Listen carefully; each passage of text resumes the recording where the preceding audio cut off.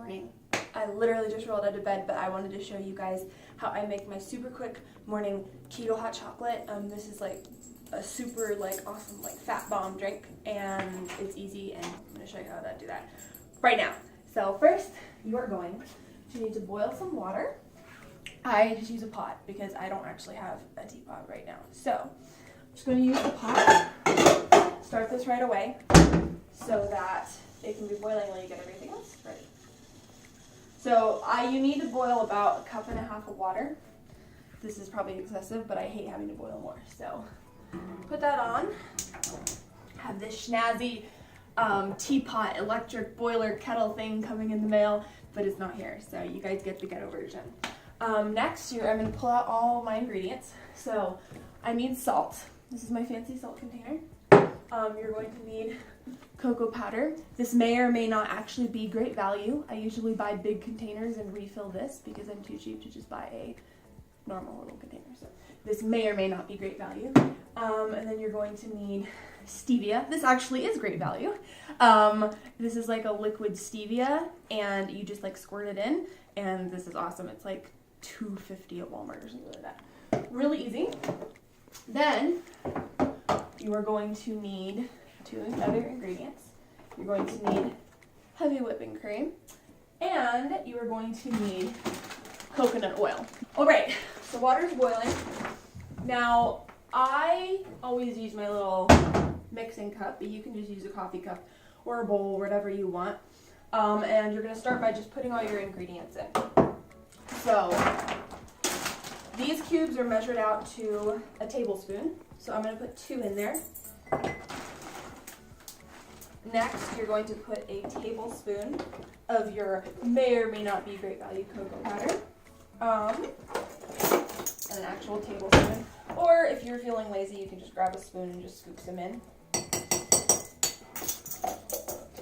That's in there. I'm going to take my stevia and I'm going to put 2 squirts, which this says 1 squeeze equals 1 teaspoon of sugar.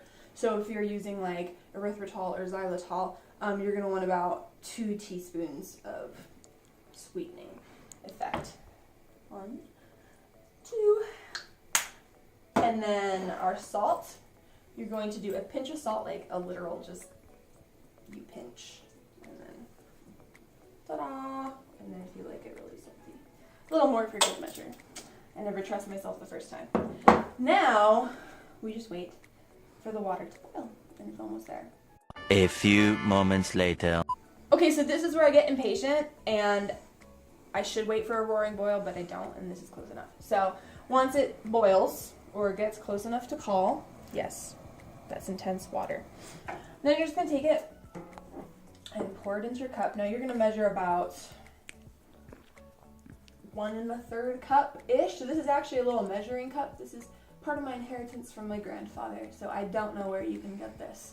So you're just going to pour it in. Be careful if you have a ghetto pot like mine, it will spill everywhere. Pour that in. Pour that in. And then you're going to get a spoon, because spoons are cool, and you're just going to stir this until the coconut oil melts. Alright, then once that is done, you're going to take your heavy whipping cream, put a little shake, and at this point you can put as much as you want to be as creamy as you want. You could put anywhere from just a little splash to a big splash. Measurement, I'd say I'd probably add 2 to 3 tablespoons. So I usually just put a little splash. That was probably about 2-ish tablespoons. Look how pretty it is. You get the cool Starbucks milk swirling effect, and then you just stir it up. Now at this point you can either drink this. Well, obviously that's what you would do with it. You drink. What I do with it is I actually put it in a bottle and save it for later, which I have. Oh no, oh my bottles! I haven't washed them yet, so. Rinse this out real quick. Okay, so then what I do is this sucker will keep your tea warm for or you're not your tea, it'll keep your hot chocolate warm for 12 hours. So get one of these if you don't have one, because they're amazing. I live on these things. Okay, stir it up. And if you had a legit pory thingy, this would be a lot easier, but I kind of just clutch it out. So let's see if I can do this without spilling it everywhere. Ah, almost. Okay, so I just pour it in there and put on the lid, rinse it off because I dripped stuff everywhere. But yeah, so that is how you make your keto hot chocolate, and I drink this every day for my like afternoon fat pick-me-up. So hope you guys enjoy it. Let me know in the comments if you tried it and if you liked it, and I love you guys. Have a great day. Remember to always live your dreams.